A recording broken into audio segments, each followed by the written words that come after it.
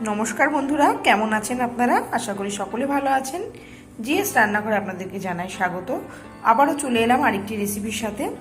বাজারে কিন্তু শীতকালে নানা রকম সবজি পাওয়া যায়, আর এই নানান রকম সবজি দিয়ে কিন্তু নানা রকম রেসিপিও তৈরি করে নেওয়া যায়। তো আজকে আমার রেসিপিতে থাকছে শিম বাটা। শিম বাটা তৈরি করার জন্য এখানে আমি শিম নিয়েছি, আর উপকরণ হিসাবে এখানে নিয়েছি রসুন, পেঁয়াজ, কাঁচা লঙ্কা আর ধনেপাতা। আপনারা ভিডিওটি প্রথম থেকে শেষ পর্যন্ত দেখতে থাকুন।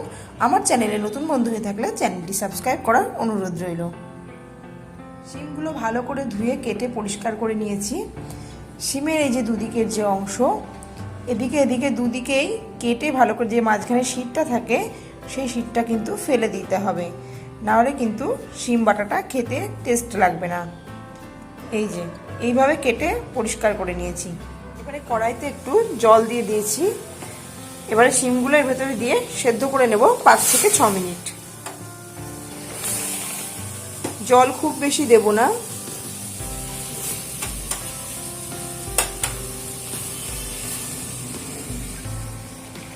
ফিরে এলাম 5 থেকে 6 মিনিট পর। শিমগুলো কিন্তু সেদ্ধ হয়ে গেছে। শিম সেদ্ধর সময় অল্প জল দিতে বলার একটাই কারণ, এটা যেহেতু শিম বাটা রেসিপি, এখানে জলের ব্যবহার না করাটাই ভালো। আর বেশি করে জল দিলে কি হবে, অবশিষ্ট যে জলটা থাকবে সেই জলটা কিন্তু ফেলে দিতে হবে।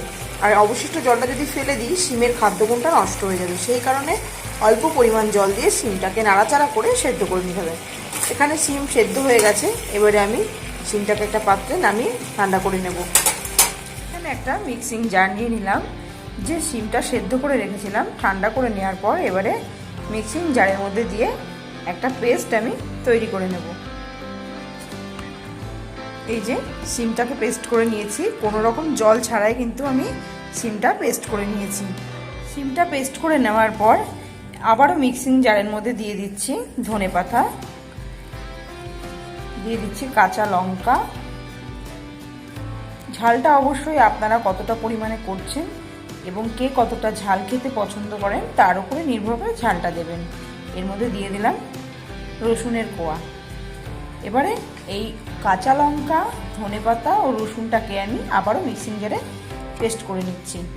এবারে কড়াইতে একটু সর্ষের তেল দিয়ে দিয়েছি। এবার এর মধ্যে দিয়ে দিচ্ছি একটা গোটা শুকনো লঙ্কা, আর যে পেঁয়াজগুলো কুচি করে রেখেছিলাম কুচনো পেঁয়াজগুলো এর মধ্যে দিয়ে দিচ্ছি।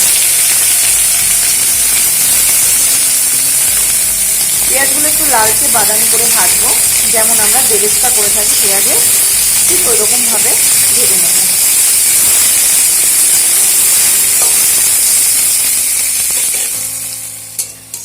ফিরে এলাম বেশ কিছুক্ষণ পর। দেখতেই পাচ্ছেন পেঁয়াজের রং কিন্তু চেঞ্জ হয়ে গেছে, পেঁয়াজগুলো ভাজা হয়ে গেছে। এবারে আমি এগুলোকে পাত্রে তুলে নেব। পেঁয়াজগুলো ভেজে নেওয়ার পর কড়াইতে আর একটু সর্ষের তেল দিয়ে দিয়েছি। ওর মধ্যে দিয়ে দিচ্ছি সাদা জিরে, দিচ্ছি একটু হলুদ, আর দিয়ে দিচ্ছি লবণ। এবারে পেস্ট করে রাখা ধনেপাতা, কাঁচা লঙ্কা, রসুন দিয়ে দিলাম।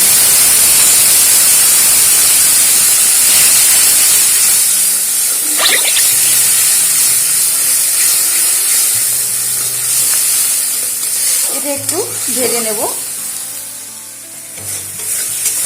মশলাটা 1 মিনিট মতন ভেজে নিয়েছি। এবারে এর মধ্যে পেস্ট করে রাখা শিম বাটাটা দিয়ে দেবো।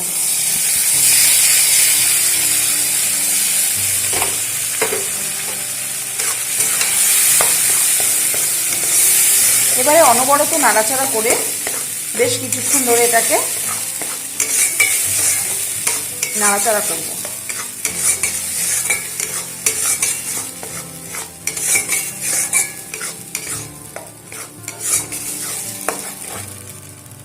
ফিরে এলাম কিছুক্ষণ পর। শিমের পরিমাণটা দেখে অবশ্যই বুঝতে পারছেন যে শিমের পরিমাণটাও কিন্তু অনেকটাই কমে এসছে। এর ভিতরে যে একটা জলজলে ভাব ছিল এটা কিন্তু অনেকটাই টেনে নিয়েছে। এবারে এর মধ্যে দিয়ে দিচ্ছি আমি যে পেঁয়াজ আর লঙ্কা ভেজে রেখেছিলাম, এর মধ্যে এবারে দিয়ে দিচ্ছি। আর দিয়ে দেবো সামান্য চিনি। চিনিটা আপনারা না চাইলে নাও দিতে পারেন। ভালো করে নাড়াচাড়া করে আবারও বেশ কিছুক্ষণ এটাকে টানিয়ে নেব। গ্যাসের ফ্লেমটা কিন্তু লো টু মিডিয়ামে রেখে বারবার এটাকে নাড়াচাড়া করতে হবে, না হলে কিন্তু কড়াইতে লেগে যেতে পারে।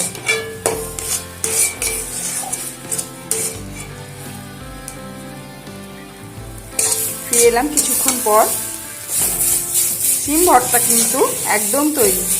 শিম বাটা বা শিম ভর্তা এই দুপুরবেলা যদি গরম গরম ধোয়া ওঠা ভাতের সঙ্গে এরকম গরম গরম শিম বাটা রান্না করে নেওয়া যায়, তাহলে কিন্তু আপনি ভাত এক মুঠো বেশিই খাবেন। আমার আজকের রেসিপি কেমন লাগলো আপনারা অবশ্যই জানাবেন। আজকের মতো শেষ করছি এখানেই, আবারও হাজির হয়ে যাব নতুন কোনো রেসিপির সাথে। ততক্ষণে ভালো থাকবেন, সুস্থ থাকবেন, ধন্যবাদ।